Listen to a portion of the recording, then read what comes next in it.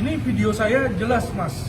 Ya, video saya yang dipermasalahkan Hamanovi ini, saya nggak tahu teman-teman sudah nonton belum videonya. Nih saya udah cut cuma 1 menit doang, jadi teman-teman bisa lihat nih 1 menit.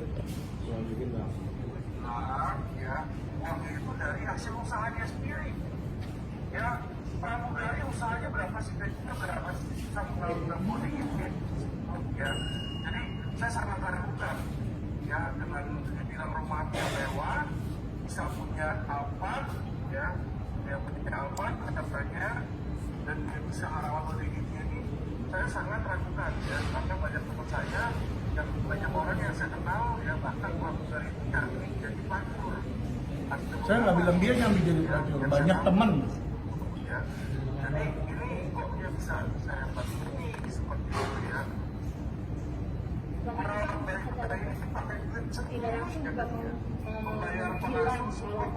Kenapa? Kenapa? Berarti kan ini kan tidak tertuju untuk Novi bilang Betul. kan tapi untuk pramugari pada akhirnya. Betul. Mancing-mancing ya pertanyaannya ya. Betul. Nanya, Bapak-bapak. nggak usah mancing-mancing. Jadi kan kita lihat juga kemarin yang di Ray juga begitu kan, dia menginterview, yang diinterview itu pramugari mengaku bahwa dia menjajakan diri. Jadi ini adalah fakta yang terjadi di lapangan. Makanya saya tanyakan, kalau dilihat di sini nih, seberapa kaya dia, nanya. Dari mana uangnya? Nanya kan?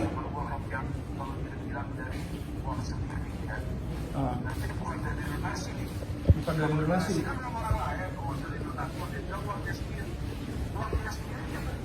Kerja apa? Nanya.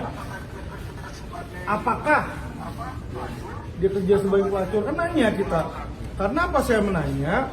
Ya kan, karena saya bingung uangnya dari mana. Boleh dong orang bingung dong kalau kita punya tetangga tiba-tiba punya mobil mewah, kita nanya, "Bang, izin Bang, itu mobil dari mana? Korupsi bukan?" Misalnya nanya kan. Ya kalau memang bukan, tinggal jawab aja bukan. Itu simpel gitu loh. Kenapa mesti tersinggung ya? Kalau orang nanya soalnya. Ini kan Nggak apa-apa. Laporin banyakan, 1000 laporan kalau perlu di situ.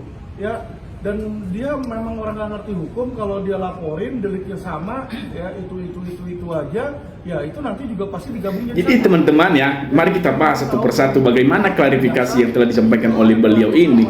Memang setiap orang itu wajib membela dirinya sendiri untuk dimana supaya kebenaran hukum ataupun supaya hukum itu lebih berpihak kepada dia. Bahkan pembunuh pun akan berupaya melakukan setiap perbuatan yang telah dilakukan untuk mengupayakan proses hukum lebih ringan kepada dia. Dan mari kita tonton ataupun mari kita bahas satu persatu teman-teman. Begini penjelasan menurut saya Itu yang harus Komnas HAM terhadap klarifikasi beliau. Itu boleh-boleh saja dia menyampaikan statement seperti itu. Perlu kalian tahu teman-teman bahwa setiap orang itu berhak melakukan pembelaan diri terhadap dirinya sendiri. Bahkan seorang pembunuh pun dia itu dapat melakukan membela dirinya supaya bagaimana hukum itu tidak dapat memberatkan kepada dia. Itu adalah dalam segi kategori pembunuhan.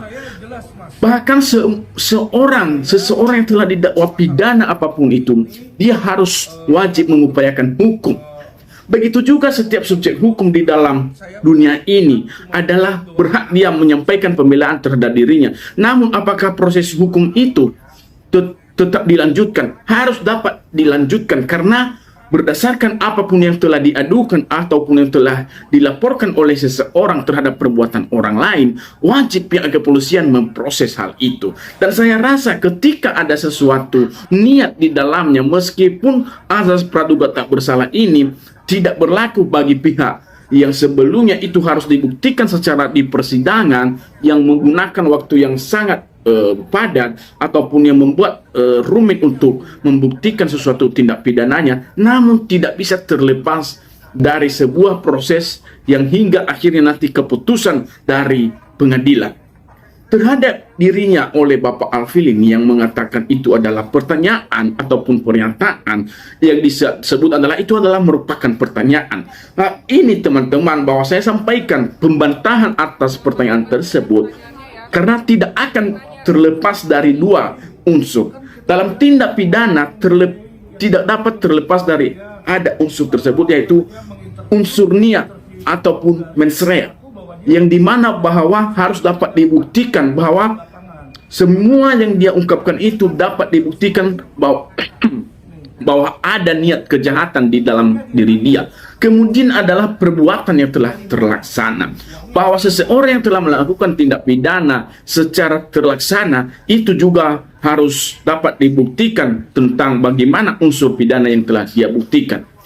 Asal kalian tahu teman-teman bahwa berdasarkan asas legalitas yang ada istilah dalam bahasa Latin, nullum delictum nullo poena sine previa lego ponali, yang dimana artinya tidak ada delik atau pidana tanpa peraturan terlebih dahulu. Bang, izin bang, itu mobil dari mana? Apa yang saya sampaikan ini teman-temanku, bahwa setiap perbuatan bahwa telah diatur secara undang-undang, setiap perbuatan yang belum ada aturan berarti tidak dapat dikategorikan sebagai perbuatan, baik itu perbuatan pidana ataupun perbuatan yang melanggar hukum aturan terkhusus lainnya.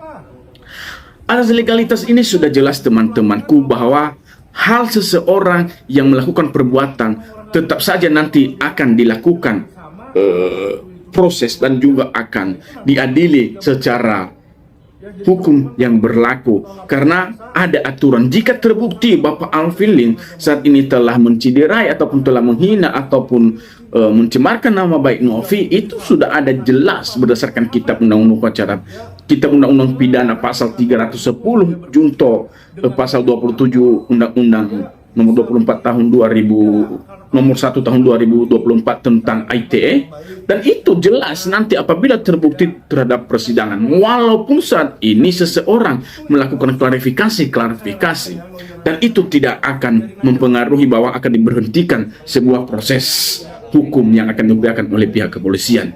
Selanjutnya, apa yang telah disampaikan oleh beliau bahwa berpengaruh bahwa banyak orang yang telah melaporkan dia ataupun itu tidak akan mempengaruhi sebuah proses pelaporan. Memang itu jelas bahwa semua delik, semua pelaporan yang didakwakan dengan dakwaan yang sama kepada satu subjek hukum tidak dapat dilakukan tindakan ataupun tidak dapat didakwa dengan berkali-kali.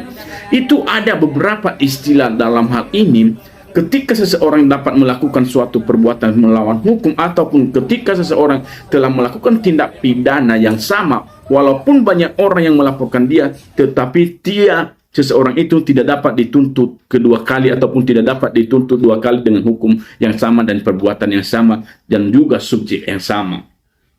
Apa yang telah saya sampaikan ini teman-teman, bahwa saat ini Bapak Alvin Lim mencari sesuatu pembenaran ataupun kebenaran terhadap dirinya. Namun itu tidak bisa terlepas dari proses pembuktian nantinya terhadap dirimu yang engkau sanggah hari ini bahwa itu adalah pertanyaan. Tapi bagaimana dengan proses hukum yang dimana nanti jika terbukti ada niat, karena ini telah terlaksana ada perbuatan yang tidak dapat terlepas dari sebuah hukum pidana yang akan menunggu.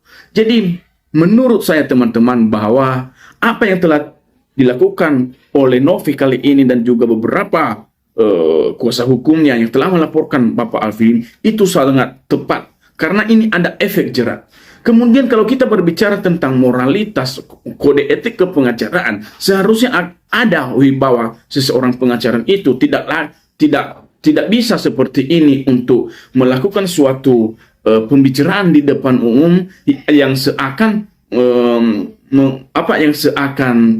membuat gaduh, yang seakan melahirkan multitafsir terhadap pernyataan tersebut. Ya, itu menurut aku bahwa pengacara seharusnya menyampaikan kebenaran secara hukum berdasarkan pengetahuan dan juga berdasarkan Undang-Undang Advokasi nomor 18 tahun 2003. Itu ada kode etik pihak ataupun kode etik advokat di dalamnya.